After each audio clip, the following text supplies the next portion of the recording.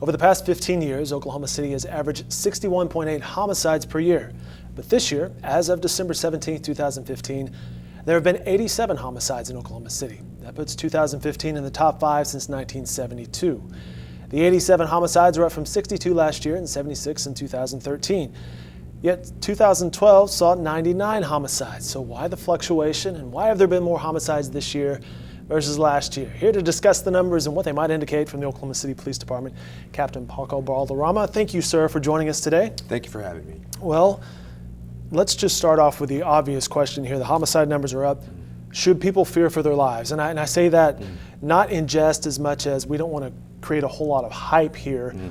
We just want to look at the numbers and what are behind them. But for the average common citizen, what do these numbers indicate? Well, you know, when you really break it down and look at the numbers and what they involve, no, people don't have to fear for their lives. I mean, 87 is too high. Let me just say that. You know, we want to be a lot lower than that. You know, we would love for it to be 0 every year. But I mean, in a large metropolitan area, that's just not going to happen. And really having numbers that are close to 100 for the population being what it is really pretty average. But once again, 87 is too high. Oklahoma City area, roughly 1 million. There's about 600,000, I believe, in the actual Oklahoma City area, but the metro area, around 1 million people. What might be the reason behind the higher numbers, and why the fluctuation? Well, you know, one of the things that we have seen here recently, and keep in mind the year's not done yet. You know, we still got a couple of weeks. But of the 87 homicides that we've had this year, 18 of them, or roughly 21%, are gang related. You know, they either involve gang members, or it was either a drive-by shooting or some type of gang activity. So most people who live here are not part of a gang, obviously, so they would not be involved in that lifestyle. So, and Captain, we're looking behind us at the map, and there is, it seems like the map, these, by the way, indicate homicides so far in 2015. It seems like this is very reflective of the density population in Oklahoma City. So we do see some south of I-40. And that's correct. I mean, the closer to the center of the city, that's where the most people are. Where you have the most number of people, you're going to have issues, incidents, fights, domestics, sometimes leading to homicides. So that's one thing to consider. If you look at the outskirts, where some of the nicer, some of the nicer suburbs are, well, you're not going to see that. Sure. Back to your point on the gang-related and the 18 incidents so far this year. What is the state of gang activity in Oklahoma City? What are you guys seeing? Well, it goes up and down. You know, what we've seen in the last few years is that it's stayed very steady. We haven't seen a significant increase in gang activity. It's kind of stayed about the same in the last 5 years.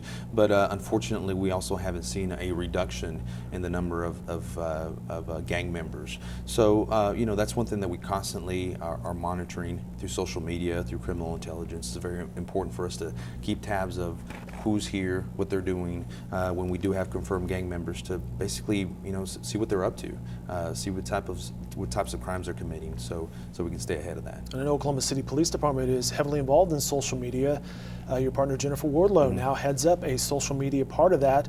Bill City was in our studios last week. He was telling me off camera about how that's an important part of how you guys mirror your efforts with Crime Stoppers with your Facebook efforts on social media. It's been an incredibly successful venture to do that, because what we started seeing is that a good percentage of our tips, roughly about 40%, were now coming through social media.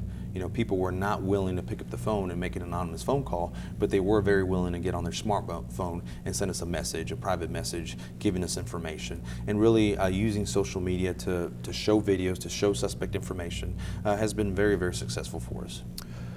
All right, getting back to these numbers, how many of these homicides take place in a criminal activity? Quite a few of them. You know, if you consider the gang involvement, which is 18 or 20% of them, robberies attribute to 15 homicides this year. Also, you know, another thing to consider is that most of these are not going to be random acts of violence.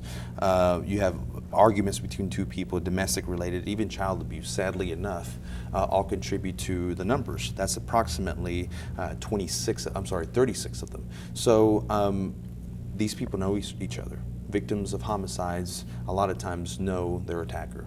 So these are not random acts of violence that you know, gang members are going around just victimizing random people. No, it's domestic related people who know each other. As you mentioned, we're not through 2015 yet, and you guys will be crunching the numbers in January as we get into 2016. I see you have it broken down here: gang-related robbery, argument, domestic-related, self-defense. Will you crunch those numbers year over to see, okay, we are seeing a rise in gang activity or a rise in domestic-related?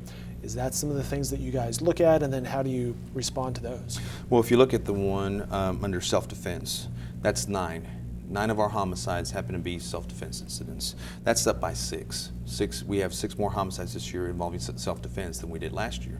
Well, we think that number is going to either hold steady or maybe even increase. A lot more people are becoming very self-aware of their surroundings, and there's been a lot of talk about arming yourself and taking gun classes and things like that. So we are seeing a rise in the number of firearms in Oklahoma City, and that's people's right. If they want to legally own a gun, they can do that. What concerns us is the increase of the number of illegal firearms on the streets. Our police officers take guns off the streets daily. It used to be every once in a while. Now we're seeing more and more guns, illegal firearms, meaning they were either stolen in a burglary, or obtained illegally by a person who has no business owning a firearm, and they're the ones who are in possession of it. And they're using these guns to commit crimes, robberies, and homicides. So that's something that is concerning to us. It's just the increased number of guns on the streets. Let's talk officer-involved shootings. I believe we have 7 so far this year.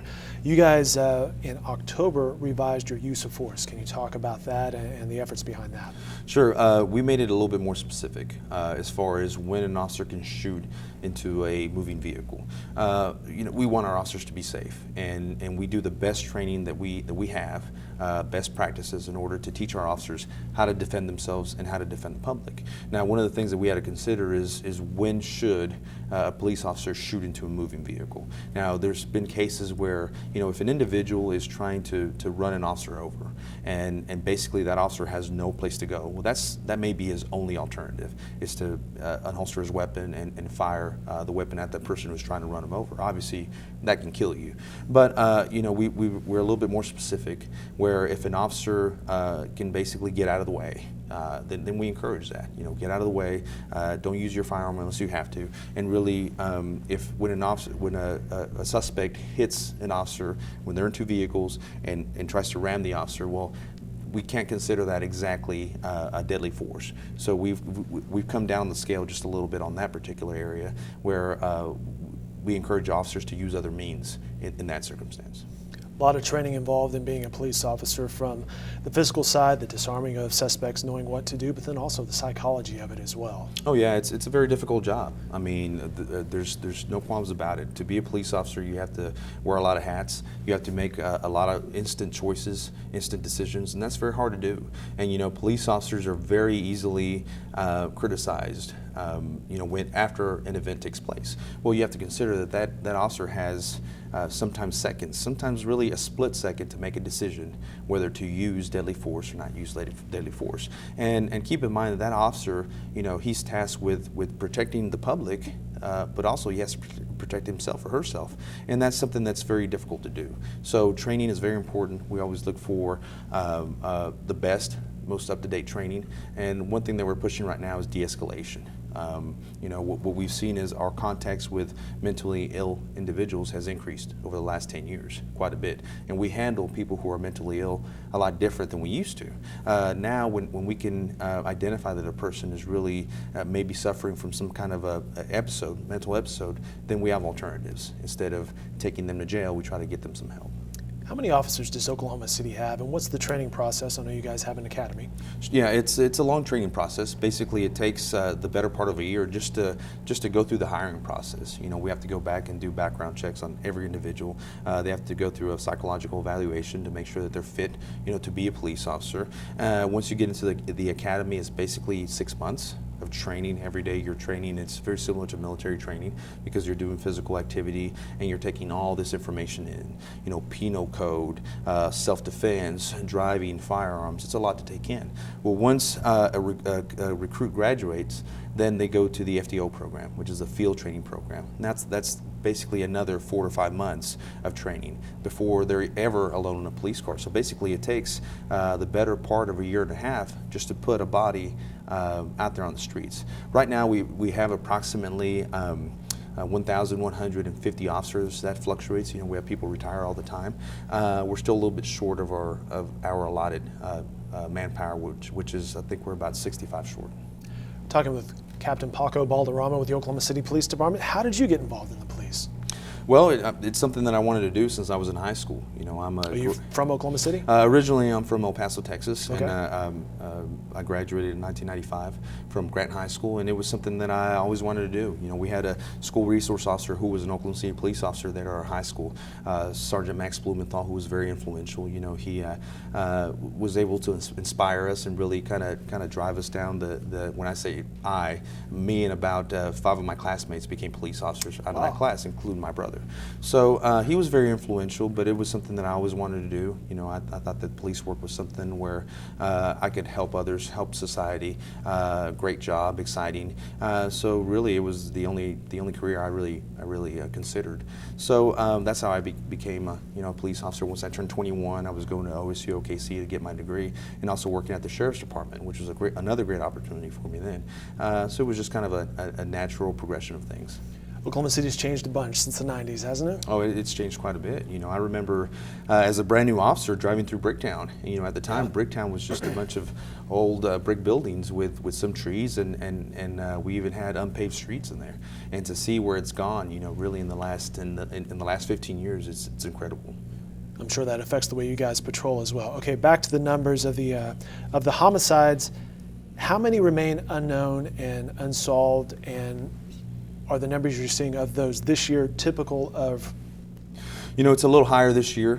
Basically 11 of them, which is 12%, which is up by 7, are unknown at this time. That's What a little bit higher. qualifies as an unknown? Well, one that is unsolved. We really don't know the motive of why this homicide took place. We haven't made an arrest or identified the suspect. Basically, we consider that unsolved. But the homicide unit is very elite in our police department. Obviously, we put some of our most experienced and very best detectives in that unit.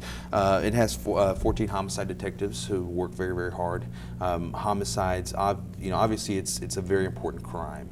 Anything dealing in persons crimes is something that impacts us very much, because we know it affects people's lives. So they do a great job. Really, the solvability rate that we have in Oklahoma City is a lot higher than a lot of other cities. Any final thing you would like to say to the citizens of Oklahoma City from the police's perspective? From our perspective, we believe that Oklahoma City is one of the best places to live in the country. It's still very safe. Although homicide numbers may be up a little bit, we know that most of those homicides involve individuals and people who are doing things that are illegal. Bottom line, that does not reflect the vast majority of the population in Oklahoma City. So really, you should feel safe. You should have confidence in the police department that we're doing everything we can to bring those numbers down. For the record, since 1972, only once have there been more than 100 homicides in a year. There were 102 reported back in 1979. Of course, that doesn't count 1995 and the victims of the Alfred P. Murrah building bombing. Captain, thank you for your time today, and on behalf of us, thanks to the police for your service, and happy holidays to you guys. Same to you. Stay safe. We will.